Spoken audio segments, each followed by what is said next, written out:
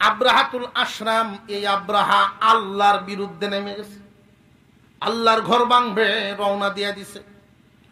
ইব্রাহিম আলাইহিস সালামের হাতে করে খানায়ে কাবা, মিল্লাত ইব্রাহিমের মহব্বতের অনুসারী যারা প্রত্যেকেই বাধা হয়ে দাঁড়াইছে। তার দেশেই অনেক মানুষ কাবা প্রেমিক, বিরোধিতায় দাঁড়ায় গেছে। কিন্তু এই নিষ্ঠুর পাষাণ হৃদয়ের মানুষ, আমি আগেই বলেছি, যারে লুবে পায়, লুবে মানুষ অন্ধ হয়, লুবে অন্ধ হইয়া বিবেক মরিয়া যায়, কাউকে আর দেখে না, সামনের দিকে আগাইতেছে কাবা ঘর ভাঙবে বলে। এইভাবে যাইতে যাইতে একটা জায়গা মরুভূমি অঞ্চল পাড়ি দিচ্ছিল। সেইখানে একজন বসবাস করত, একজন সর্দার, একটা গোষ্ঠীর সর্দার ছিল। লোকটার নাম ছিল হানাতা। এই হানাতা নামক মানুষটায় বাধা দিল, কিন্তু তার বাধা মানে নাই। বংশের মানুষদেরকেও হত্যা করেছে, পরিবারকে হত্যা করেছে। হানাতাকে অ্যারেস্ট করে রাহবরের দায়িত্ব দিয়েছে, তুই রাস্তা দেখায় নিবে।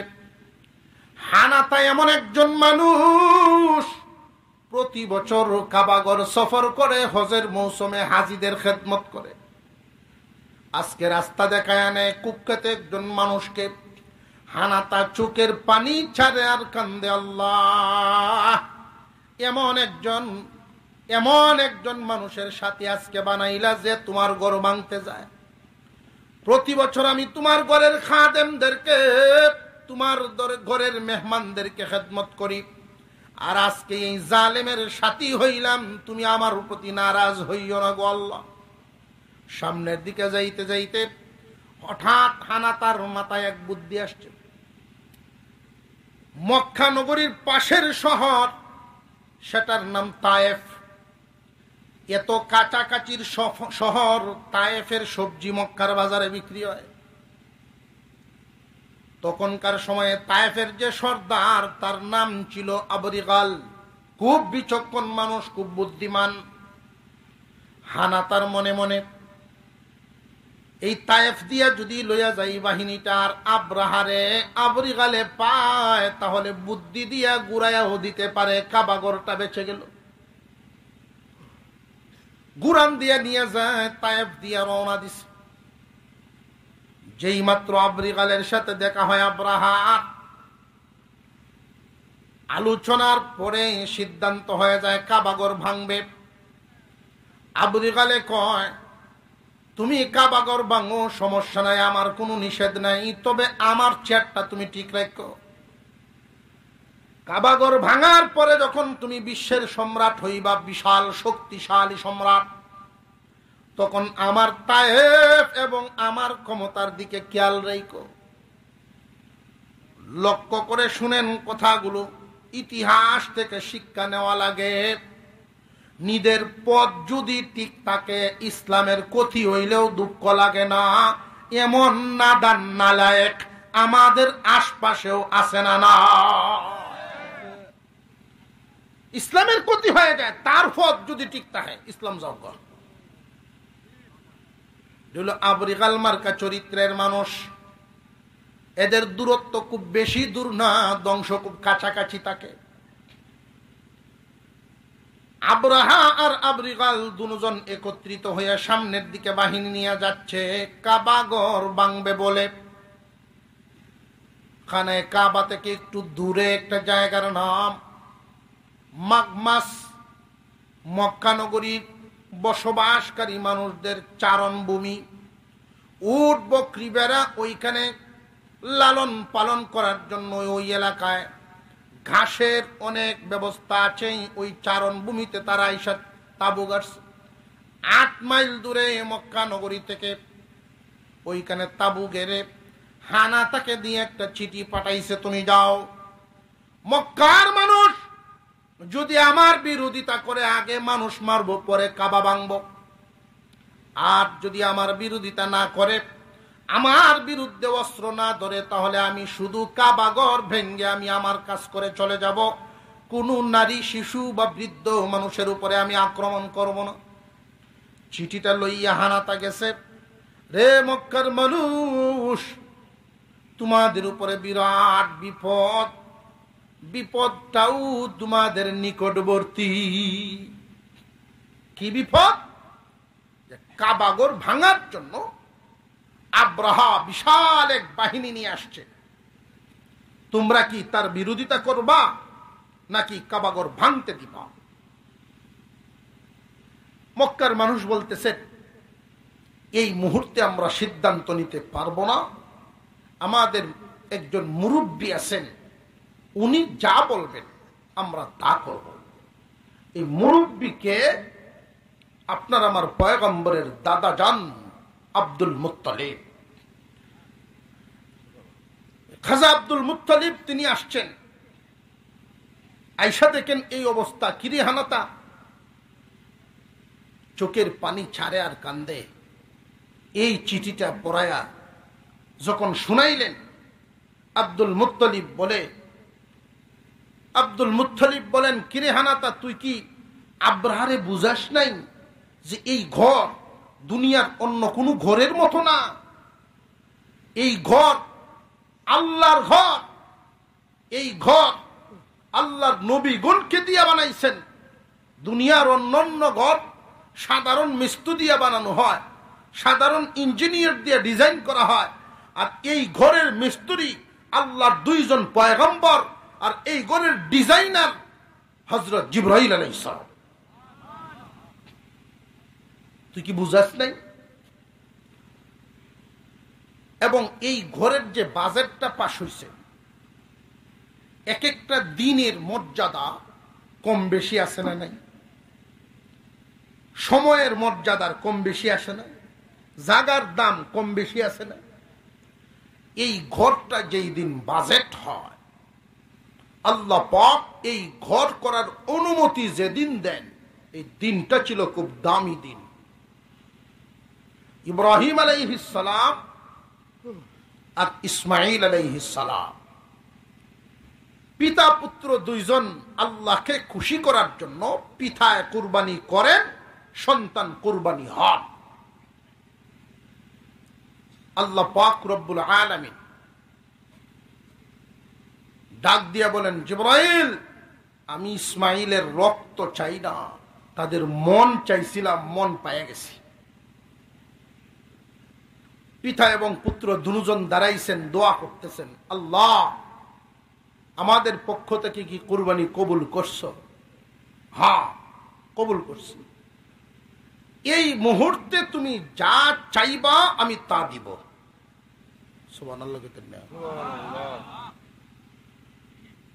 এত নীরব সিরব, এই 12টার আগে এত নীরব হইতে, আর তাপমাত্রা তো খুব বেশি।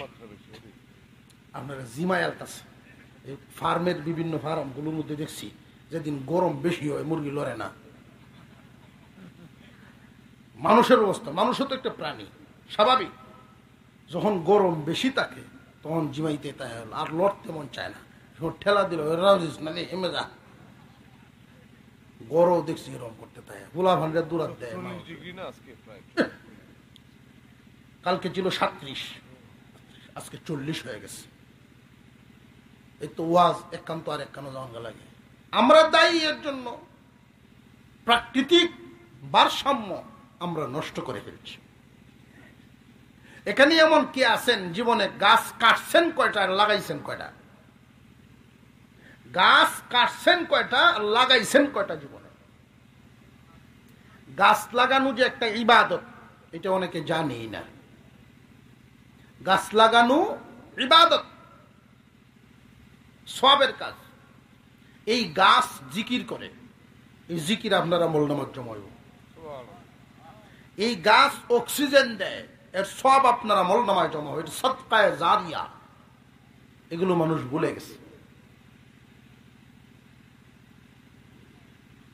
পুকুর ছিল আগে, পুকুর জায়গায় জায়গায় পুকুর ছিল, পুকুরে মানুষ গোসল করত। আর এখন পুকুর ভরাট করে নলকূপের পানি উঠায় গোসল করে। যাক, এই সমস্ত বিষয় প্রাকৃতিক অবস্থা নিয়ে আলোচনা করলে আলাদা সময়ের ব্যাপার। এটা আমরাই দায়ী। আল্লাহ আমাদেরকে হেফাজত করুক, বলুন আমিন। হানাতা আব্দুল মুত্তালিবকে নিয়ে আব্রাহার সামনে গেছে যে তুমি কাবাগরটা ভাঙতে এসো না, ভাঙো না। এটা সাধারণ দিনে বাজেট করা না, বিশেষ দিনে। ইব্রাহিম আলাইহিস সালাম আল্লাহর কাছে ওই দিন দোয়া করেছিলেন, আল্লাহ বলেন তুমি যা চাইবা আমি তা দিব। আল্লাহ বলছেন যা চাইবা তা দিব। ইব্রাহিম আলাইহিস সালাম বলেন, আল্লাহ যেহেতু কইছেন আপনি যা চাইমু তা দিবেন, একটাই আছে আপনার কাছে, এটাই চাইলাম, মুহাম্মদুর রাসূলুল্লাহ। শেষ নবী, শ্রেষ্ঠ নবী, আর কেউ আছে? তবে আমার এই ছেলে, যেই ছেলেটা কুরবানির জন্য রেডি হয়ে গেছে, তার বংশের মধ্যে মুহাম্মদুর রাসূলুল্লাহ দিবা। আর তারা যেন ইবাদত করতে পারে একটা ঘর বানানোর অনুমতি দিবা। এই হইল ঘর, কাবাঘর, আর হইল মুহাম্মদুর রাসূলুল্লাহ। এই দুই বস্তু চাইছেন। আর কাবাঘর আজকে ভাঙতে আইছে। মুহাম্মদুর রাসূলুল্লাহ কিন্তু দুনিয়াতে আসার কাছাকাছি সময়, কয়দিন বাকি? এই 49 দিন। মার গর্ভে তো কমপ্লিট। মা আমিনাও মক্কায় বিদ্যমান। ওই সময় কাবাঘর ভাঙার ঘটনাটা ঘটাইছে। আব্দুল মুত্তালিবের কথা শুনে নাই, তিনি ঘুরে চলে আসলেন মক্কার মানুষ নিয়ে কাবাঘরের সামনে একটা দোয়া করেছিলেন, আল্লাহ তোমার ঘর তুমি হেফাজত করো। আয় আল্লাহ তোমার ঘরের হেফাজত তুমি করো গো আল্লাহ, তোমার ঘরের হেফাজত, তোমার ঘরের হেফাজত তুমি করো গো আল্লাহ। আব্দুল মুত্তালিব একজনকে হুকুম দিলেন, এক কাজ করো, আমার মা আমিনাকে নিয়ে আসো। কারণ তখনকার সময়ে মানুষের মুখে মুখে রটে গেছে আমিনা বরকতি একজন মহিলা, তার গর্ভের সন্তান বরকতি একজন সন্তান। কেমনে রটলো? জমজম কুয়ার থেকে মানুষ যখন পানি উঠাইতেন, লম্বা রশি দিয়া বালতি ফেলায়া পানি উঠাইতে হতো। কিন্তু মা আমিনা যখনই যাইতেন, নিচের পানি উপরে উঠা যাইত। মা আমিনা বরকতি মহিলা, মা আমিনার গর্ভে যে সন্তান বরকতি সন্তান।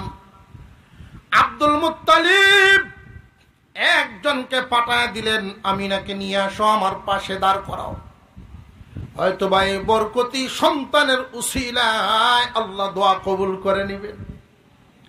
আর কাবাঘর ওইটা বরকতের বাজার, রহমতের বাজার, আশপাশ ওইখানে মুলতাজেম কাবাঘরের চৌকাট, কাবাঘরের দরজা, হাজরে আসওয়াদ, হাতিমে কাবা, মিজাবে রহমত, ওই যে জায়গাগুলো, এখানে দাঁড়ায় দোয়া করলে কবুল হয়ে যায়, দোয়া করলেই কবুল হয়ে যায়, সাথে সাথে কবুল।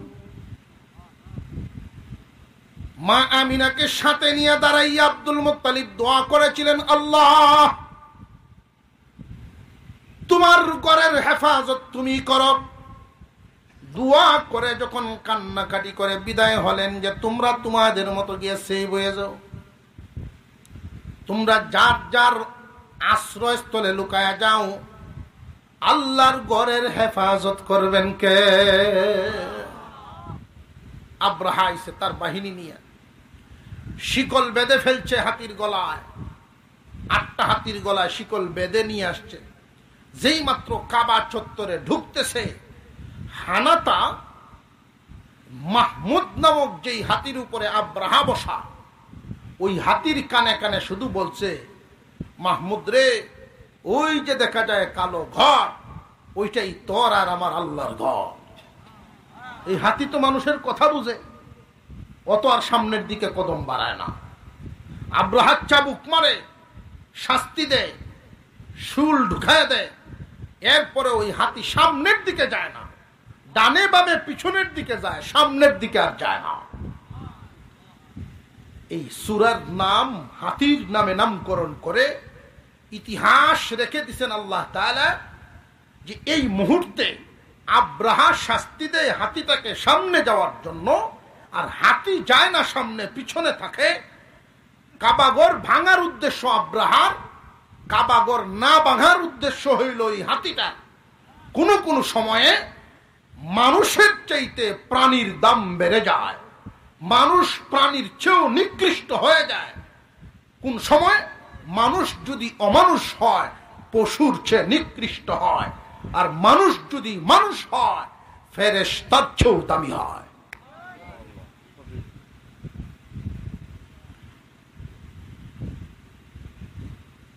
আব্রাহার বাহিনী সামনের দিকে আগাবে, এমনি সাগরের দিক থেকে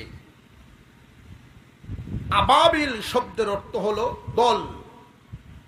আবাবিল কোন পাখির নাম না, তৈরুন শব্দের অর্থ পাখি, আবাবিল অর্থ দল। ওই দলটা মানুষের হতে পারে, গরুর হতে পারে, উটের হতে পারে। আল্লাহ বলেন তৈরান আবাবিল, দলে দলে পাখি, দলে দলে পাখি। এক একটা পাখির ঠুটে আর পায়ে 3টা করে পাথর। পাথরের ধরনটা ছিল মুসুরির ডালের চাইতে একটু বড়। আল্লাহ যখন কোন জাতির উপরে গজব নামিয়ে দেন, খুব বড় গজব দিতে হয় না। মশা দিয়া নমরুদ শেষ, মশা দিয়া। এই পাথরগুলো দিয়া তৈরান আবাবিল, যাকে যাকে পাখি, দলে দলে পাখি। এই পাখির আসা যাওয়াটা দেখা হস্তি বাহিনী ঘাবড়ায় গেছে যে জীবনে এরকম বাহিনী দেখি নাই। তারা এসে এক একটা পাথর ফেলায়, আর এই পাথরের অবস্থাটা ছিল এমন, কোন রক্তের যদি স্পর্শ পায়, ওই পাথরটা রক্তের স্পর্শ পাইলে তার বেগ দ্বিগুণ বেড়ে যায়। যার উপরেই পড়ে সাথে সাথে তার দেহে ঢুকে যায়। সে আর ঢুকে কোনো জায়গায় অবস্থান করে না, সারা বডির ভিতরে দৌড় শুরু করে, নারী বুড়ি রক হাড্ডি সব চুরমার করে, তারপর পায়ের তালু পিছনের রাস্তা দিয়ে বেরিয়ে যায়। মানুষগুলোকে শাস্তিটা যে আল্লাহ দিয়েছিলেন, আল্লাহ পাক কোরআনে উল্লেখ করেন, ফাজআলাহুম কাআসফিম মাকুল। ভক্ষিত খাবার, চিবানো বস্তু, চিবাইলে কোন একটা খাবার চাবাইলে যেমন হয়, বক্ষিত বুশির মতো হয়ে গেছে মানুষগুলো। উপরে চামড়ার প্যাকেটটা আছে, ভিতরে একটা হাড্ডিও নাই। আল্লাহ পাক রব্বুল আলামিন এমন ভাবে ধ্বংস করে দিলেন।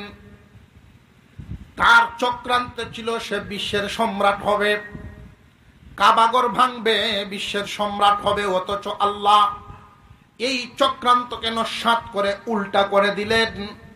কেমন উল্টা? কাবাগরকে আল্লাহর ঘর আল্লাহ হেফাজত করেছেন। আগে যেই পরিমাণ মানুষের অন্তরে কাবার মোহাব্বত ছিল, এই ঘটনার পর থেকে কাবাগরের মোহাব্বত কি কমছে না আরো বাড়ছে? তার সম্রাট হওয়ার কথা স্বপ্ন ছিল, কিন্তু মানুষের অন্তরে কাবাগরের মোহাব্বত বেড়ে গেছে। তার প্রতি কেমন ঘৃণা জন্ম নিয়েছে, তার হালত কি? এই পাথর নিক্ষেপ যখন শুরু হলো, সর্বপ্রথম পাথরটা পড়েছিল গাদ্দার আবরিগালের উপরে, ওই যে তায়েফ থেকে হাত মিলানেওয়ালা। সাথে সাথে জায়গায় শেষ। কিন্তু আব্রাহারে আল্লাহ এখানে মারেন নাই। এইখানে অল্প সময়ে না মারার কারণ, তারে বুগায় মারবেন। আল্লাহর বিরুদ্ধে গেছে। আল্লাহর বিরুদ্ধে গেলে, আল্লাহর কোন নিদর্শনের বিরুদ্ধে যদি কেউ চলে যায়, তার হালত শেষ অবস্থা। দুনিয়া আখিরাত ভালো না, সবই শেষ। ওই মানুষটা আস্তে আস্তে যখন লেজ গুটানো প্রাণীর মতো, ভাগ্নেওয়ালা শেয়ালের মতো যখন ফিরে যায় ইয়ামেনের দিকে, তখন দেশের মানুষ বলা বলি করছিল। যাওয়ার সময় বিজয়ীর বেশে গিয়েছিল, কিন্তু আসার সময় লজ্জিত হয়ে আসলো। আল্লাহর ঘর আল্লাহ হেফাজত করেছে, আব্রাহা তো ধ্বংস হয়ে গেছে। লজ্জিত চেহারা নিয়ে যখন ইয়ামেনের ভিতরে ঢুকলো, তার গায়ে বিভিন্ন পাথরের বিভিন্ন আসর লাগায় আল্লাহ এখান থেকে বিদায় দিচ্ছেন তারে। যে যে জায়গাগুলো জখম হয়েছিল, 3 দিনের মধ্যে জখমি জায়গাগুলোতে পুষ বাঁধা শুরু হয়েছে।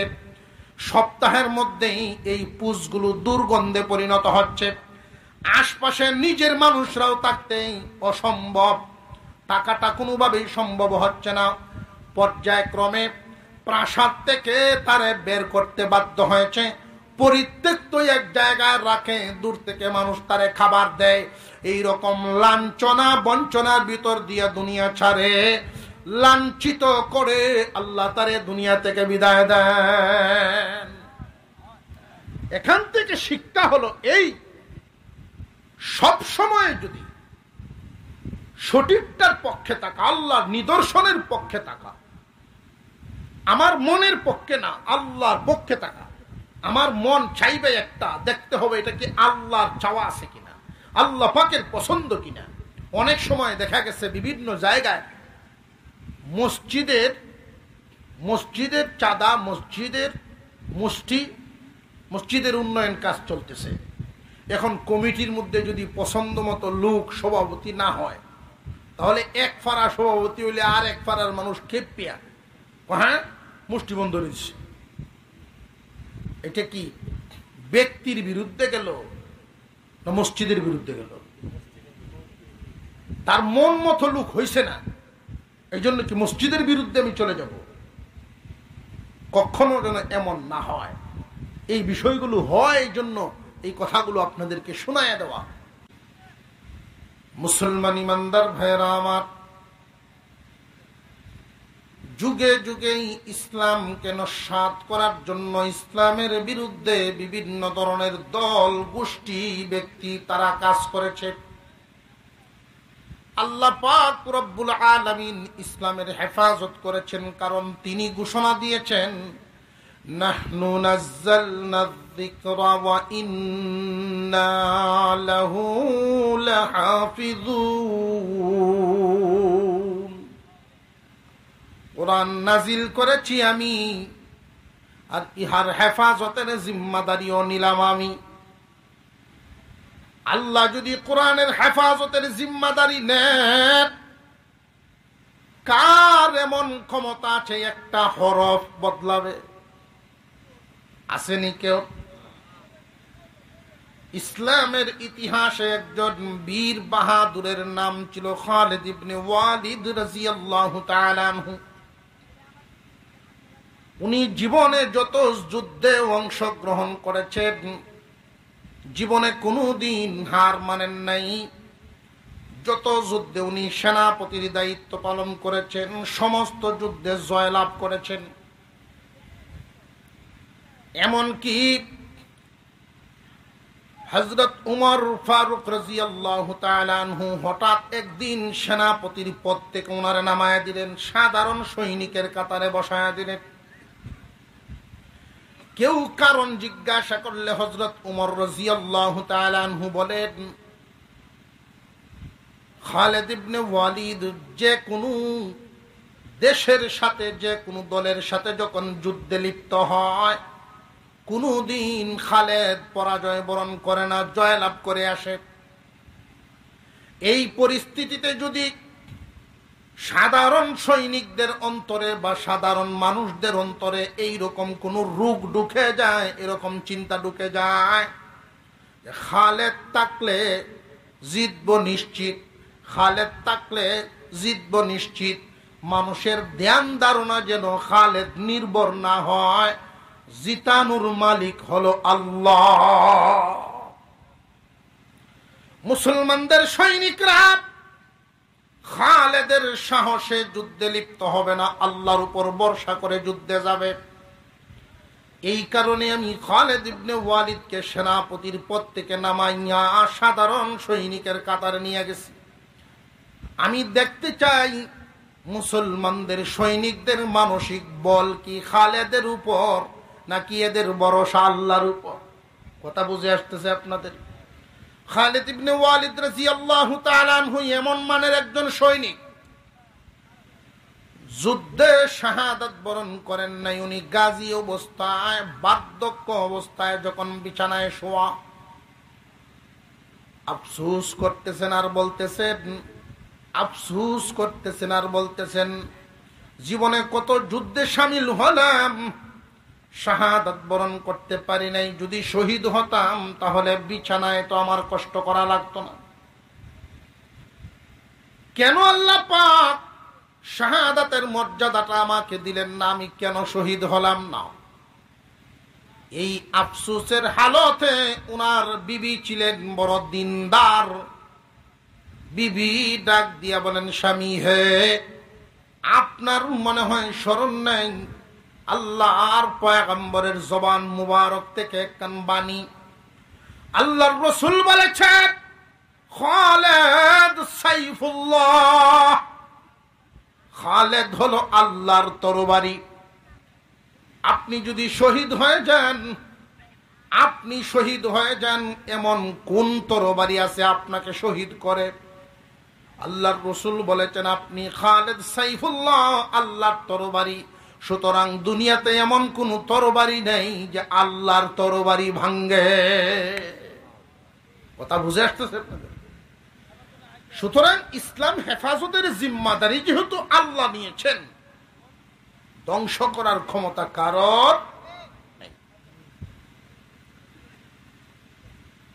ইয়ামেন একটা দেশ। এই ইয়ামেন দেশের এক সময়ের সম্রাট ছিল আব্রাহা, আব্রাহাতুল আশরাম, ইয়ামেনের সম্রাট। কিভাবে সম্রাট হলো এটা লম্বা এক ইতিহাস।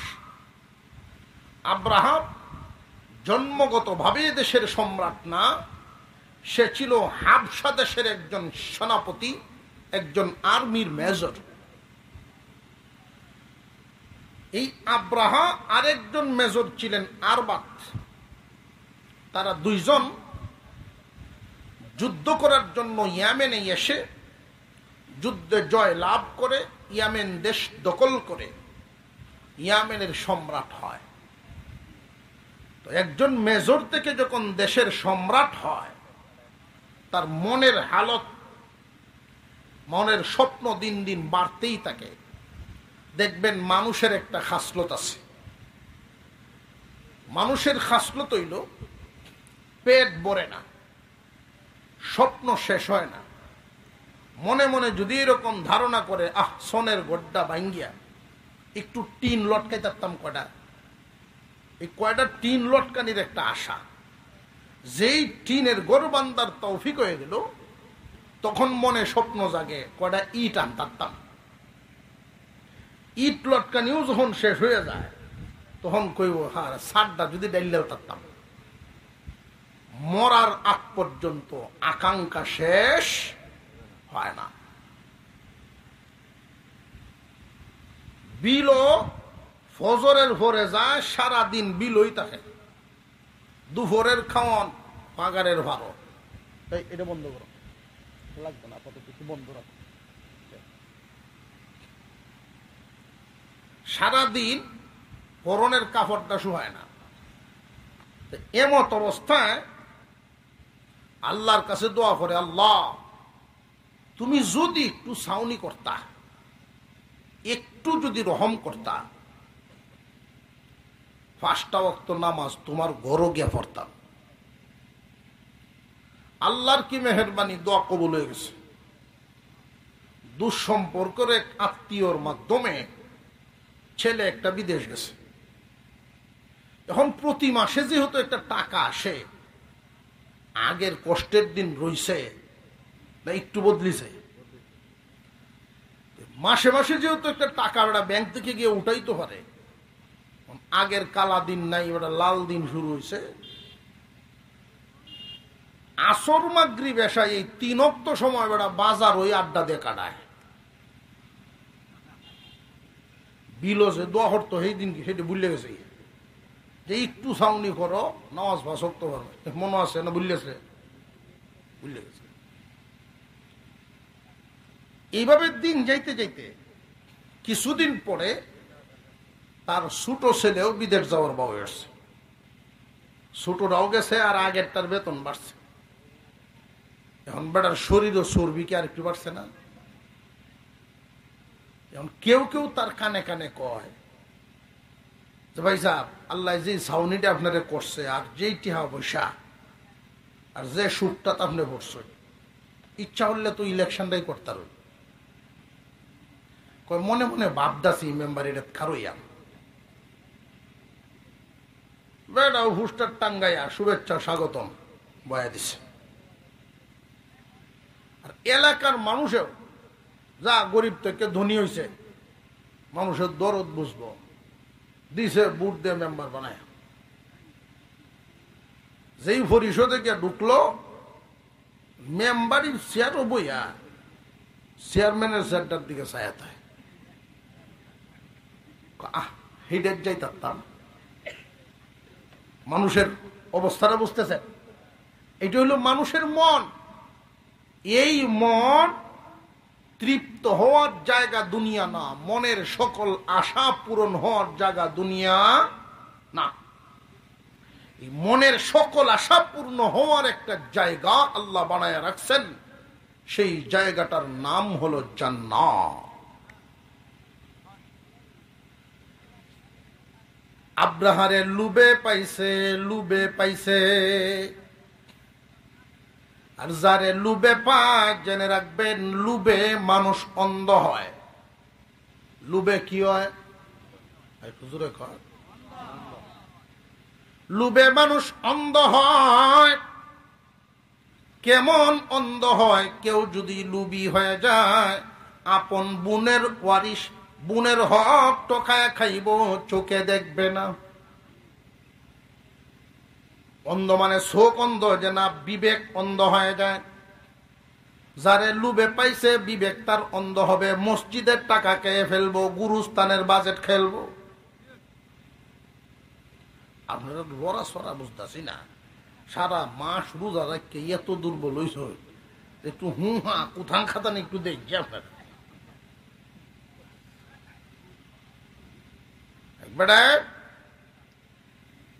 কইতেছে কয় আমরা চেয়ারম্যানে 3টে লেফটিন খাইছে, 3টে বাথরুম খাইছে চেয়ারম্যানে। কেমনে কি বললো? বাজারও সরকারি বাজেট আইসিন বাথরুম বানায় দেওয়ার, হেডি খাইছে। ও আচ্ছা আচ্ছা, টিয়াডি খাইছে না, ট্যাঙ্কি টুকি লোহনি খাইছে।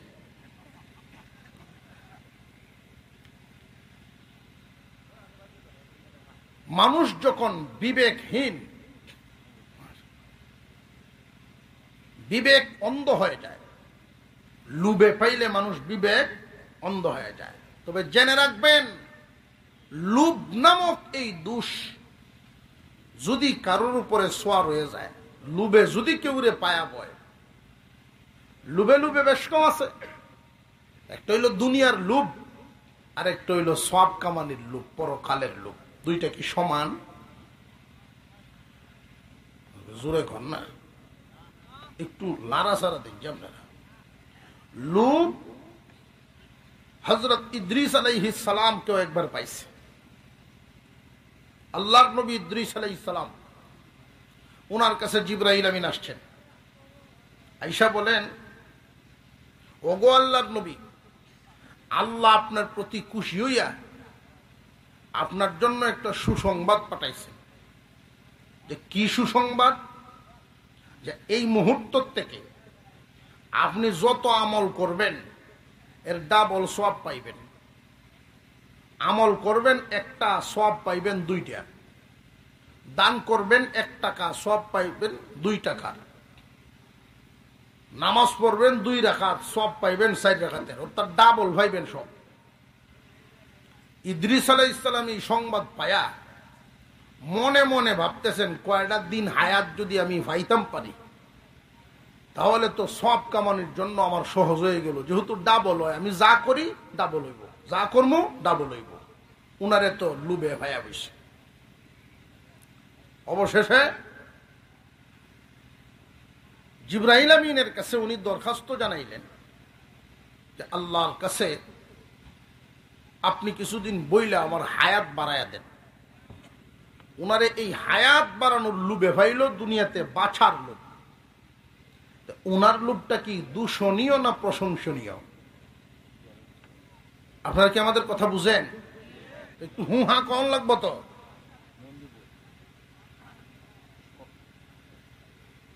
আজরাইল আলাইহিস সালাম বলেন, জিবরাইল আলাইহিস সালাম বলেন, হায়াত কমানো বাড়ানো, মানুষের জান কবজ করা, এটার দায়িত্ব আমার না, এটার জিম্মাদারি আর একজনের।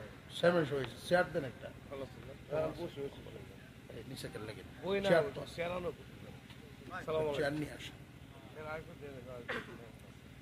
আলহামদুলিল্লাহ আপনাদের উপজেলার চেয়ারম্যান মহোদয় হাজির। এটাও আপনার থানার ভিতরেই?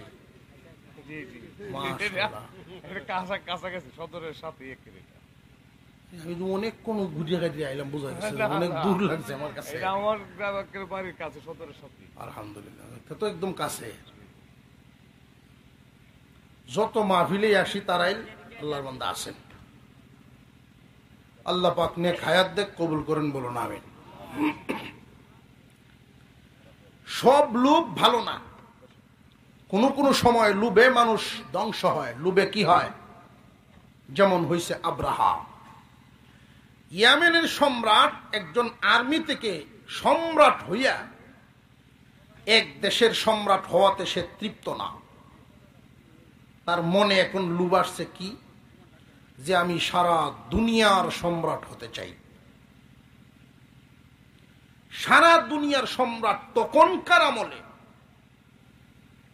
তখনকার সময় কোনো মিডিয়ার যুগ ছিল না, যে এক দেশের একটা কথা কিছুক্ষণের ভিতরে আর একটা দেশে পৌঁছে যাবে,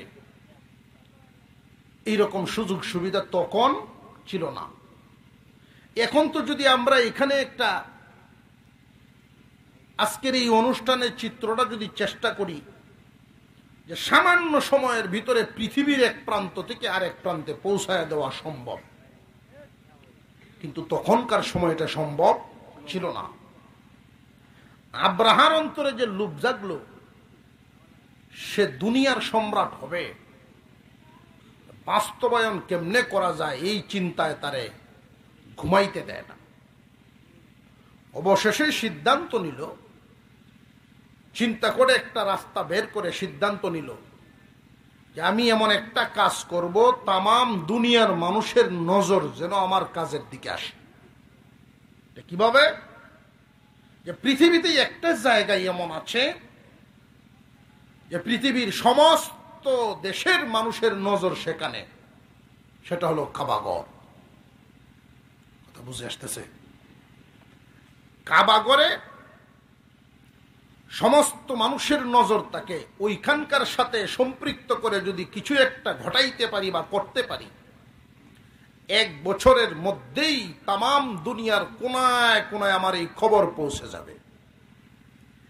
এছাড়া অন্য কোনো সুরতে এক দেশের খবর আর এক দেশে পৌঁছানো বড় কঠিন কাজ। আব্রাহা প্রথমে চিন্তা করলো, যেইভাবে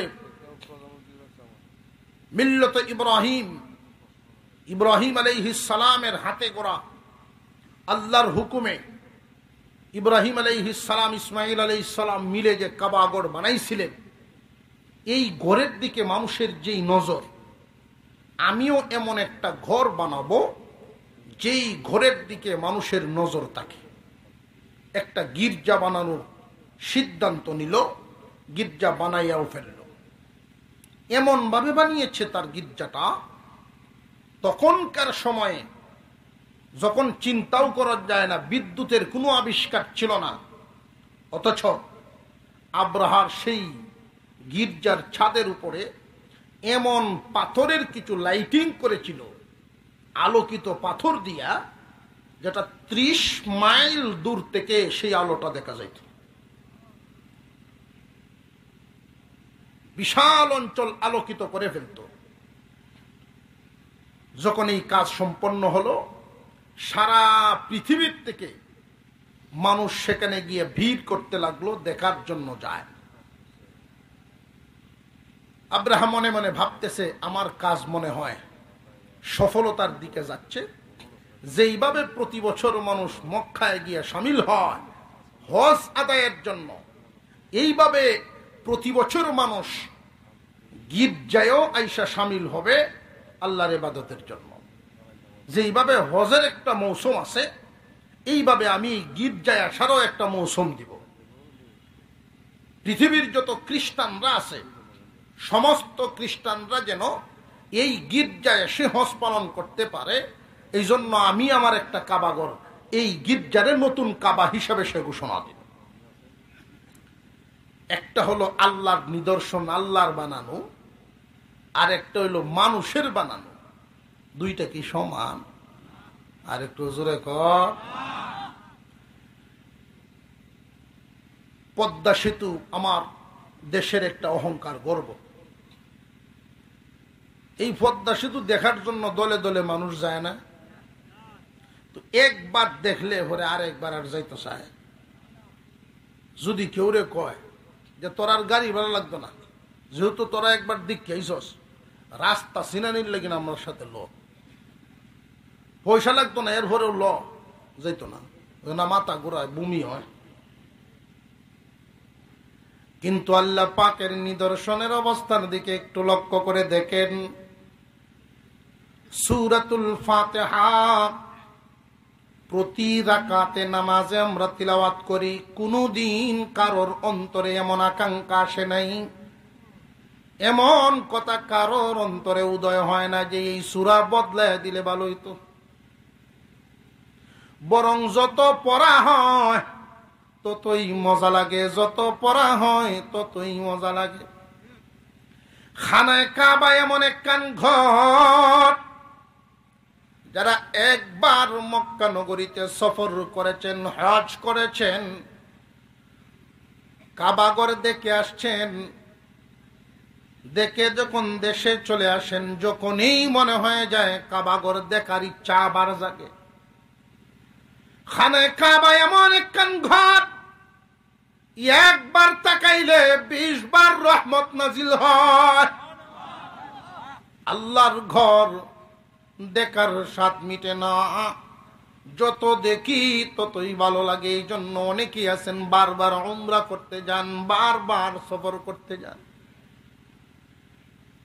আব্রাহায় বানাইছে গির্জা কাবাঘরের মোকাবেলায়। পৃথিবীর বহু দেশের মানুষেরা একবার গেল, দ্বিতীয়বার তো এখন আর মানুষ যায় না। মনে মনে সে ভাবতেছে, যা করলাম লস হয়ে গেল, এখন কি করা যায়। আমাদের দেশেও লক্ষ্য করবেন কিছু কিছু জায়গা আছে ট্যাক্স দিয়ে পাড়ি দেওয়া লাগে, বিভিন্ন টুল আছে না নাই? ব্রিজের যে টুল দেওয়া লাগে, তখনকার সময়ও বিভিন্ন রাস্তার ট্যাক্স ছিল।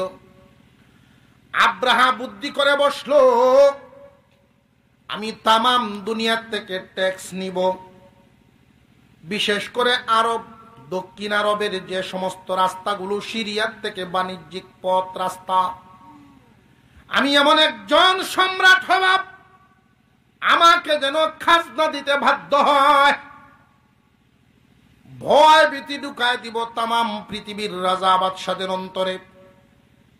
এই ভয়টা কেমনে ঢুকানো যায়? অবশেষে শেষ পর্যন্ত সে সিদ্ধান্ত নিল, আমি কাবাঘরের উপরে হামলা করব, কাবাঘর ভেঙ্গে ফেলব। সমস্ত রাজা বাদশারা এই ঘটনা যখন শুনবে যে কেমন হৃদয়ের মানুষ, কেমন কঠিন মানুষ, যে ব্যক্তি আল্লাহর ঘর ভাঙতে পারে সে আর কি না পারবে, খাজনা দিতে বাধ্য হবে। কাবাঘর ভাঙ্গা কি তার মূল উদ্দেশ্য, না খাজনা পাওয়া উদ্দেশ্য? এখন বুঝে আসছে আপনাদের? আল্লাহ যে বলেছিলেন, আলাম ইয়াজআল কাইদাহুম ফি তাদলিল, আল্লাহ কি তাদের চক্রান্ত নস্যাৎ করে দেন নাই? আব্রাহার চক্রান্ত তামাম দুনিয়ার সম্রাট হবে, কাবাঘর ভাঙ্গার মাধ্যমে সম্রাট হবে, এটা ছিল তার চক্রান্ত। কাবাঘর ভাঙ্গা কোনো চক্রান্ত না, চক্রান্ত হলো সম্রাট হওয়ার নকশা আঁকা। আল্লাহ বলেন নস্যাৎ করে দিলেন। এই ঘটনাটা ঘটেছিল আপনার আমার পয়গম্বর এই পৃথিবীর জমিনে আসার 49 দিন আগে। কয়দিন আগে? আরো জোরে কর। আপনাদের খুব দুর্বল মনে হইতেছে। কেলা কেলা ঘুমো আত্মুল হানছে দিয়ে একটু দেখছো, কারবার দেখছো?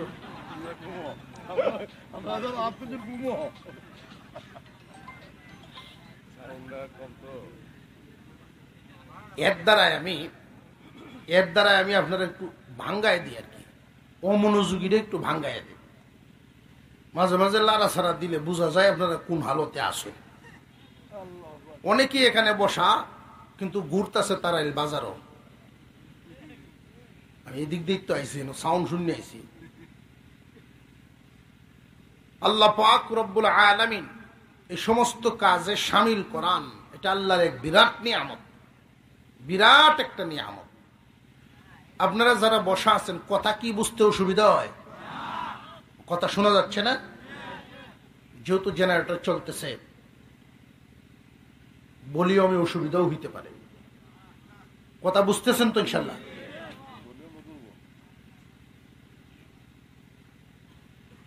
আল্লাহর রাসূল সাল্লাল্লাহু আলাইহি ওয়াসাল্লাম দুনিয়াতে আসার 49 দিন আগের ঘটনাটা। আব্রাহা সিদ্ধান্ত নিয়ে নিল কাবা ঘরের উপরে হামলা করবে, কাবা ঘর ভেঙে ফেলবে। কিন্তু ইব্রাহিম আলাইহিস সালামের এই মিল্লতের উপরে যাদের মহব্বত, কাবা ঘরের মহব্বত যাদের অন্তরে, তারা কি ভাঙতে দিবে?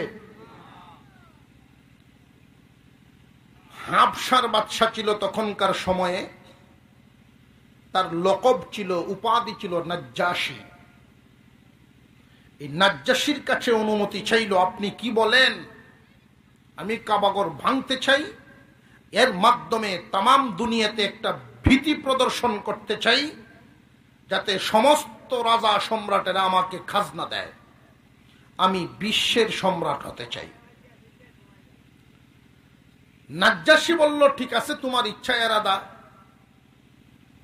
তবে তুমি তো আর কাবাগর কোনোদিন দেখো নাই। তখনকার সময়ের খানায় কাবার যেই ঘর মোটা মোটা 8টা পিলারের উপরে স্থাপিত ছিল।